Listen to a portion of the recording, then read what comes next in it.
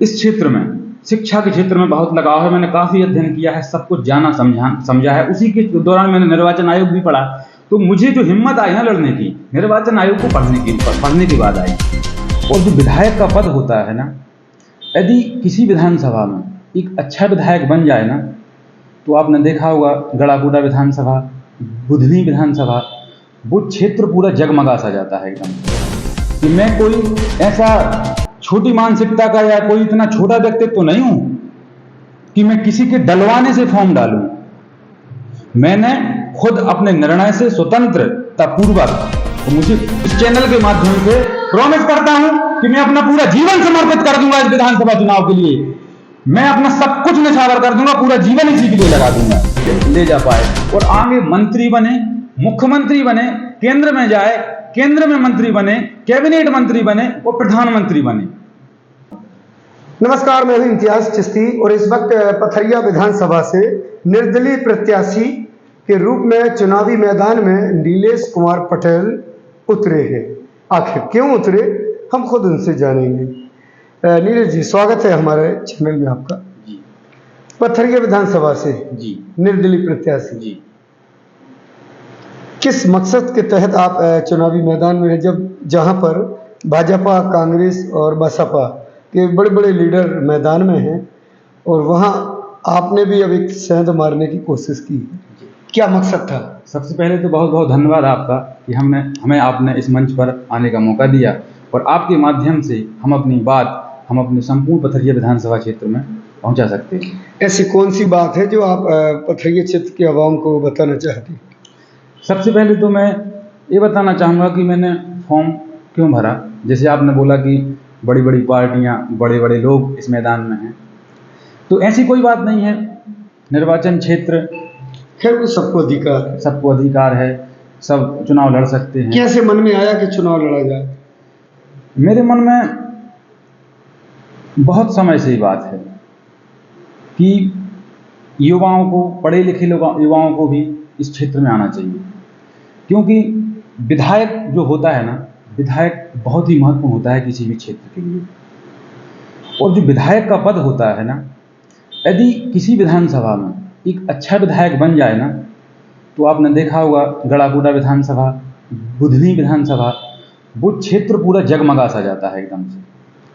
लेकिन यदि विधायक किसी विधानसभा में उतना अच्छा ना हो और उतना अच्छा उसका लगाव ना हो विधानसभा के प्रति, और राजनीतिक पद ज़्यादातर आप जानते हैं निजी स्वार्थ के लिए होते हैं।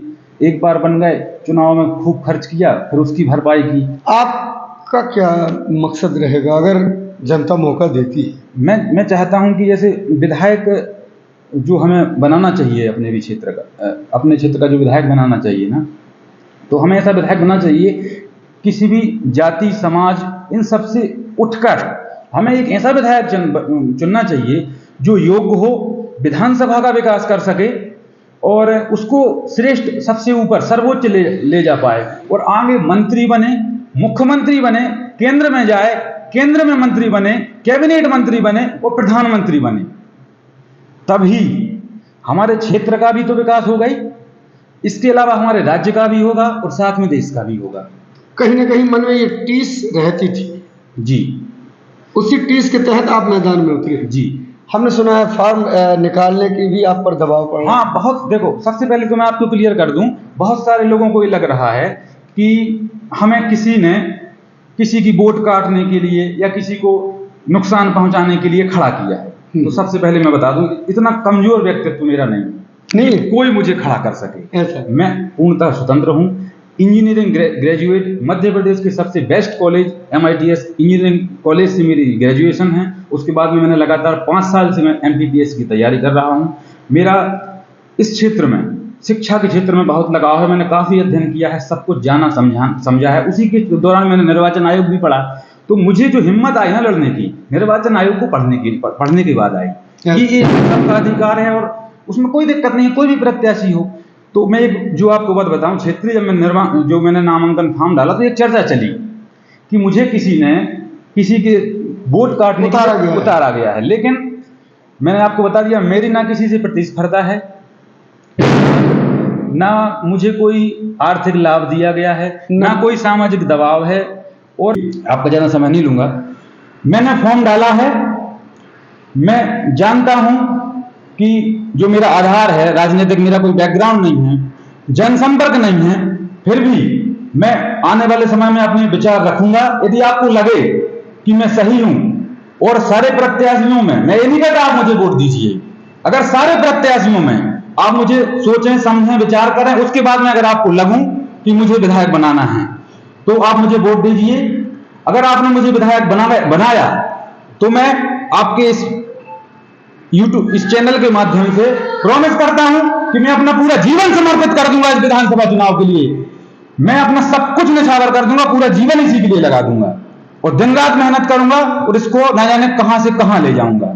और मेरा जो छोटे छोटे स्वार्थ होते हैं ना, कि घर में पैसा बना लिया, जमीन खरीद ली, विधायक बने, 500 एकड़ जमीन, नहीं, कुछ नहीं, सब कुछ त्याग दूंगा। मोदी और योगी अटल बिहारी वाजपेयी ने जो जीवन जिया है वो मैं जीवन जीना चाहता हूं। और अगर आप मुझे बनाएंगे अपना, मैं एक बारूद हूं और आप चिंगारी बनिए, और आपकी चिंगारी अगर मेरे ऊपर गिरेगी तो वो बारूद फटेगी और सारी बुराइयां जलेंगी और चारों ओर सच्चाई की, अच्छाई की जीत होगी और सब कुछ प्रकाशमान होगा। नीलेश कुमार की बातें सुनने से तो लगता है कि एक हमारे बाजू में एक बहुत बड़ा बारूद का ढेर बैठा है, बस जरूरत है हल्की सी चिंगारी की, और कहीं ये चिंगारी अच्छों के लिए हिला के न रख दे। खैर, ये तो वक्त बताएगा कि पथरिया विधानसभा क्षेत्र की जनता किस प्रत्याशी को चुनती है और किसको करती है नजरअंदाज। इम्तियाज चिश्ती, दम।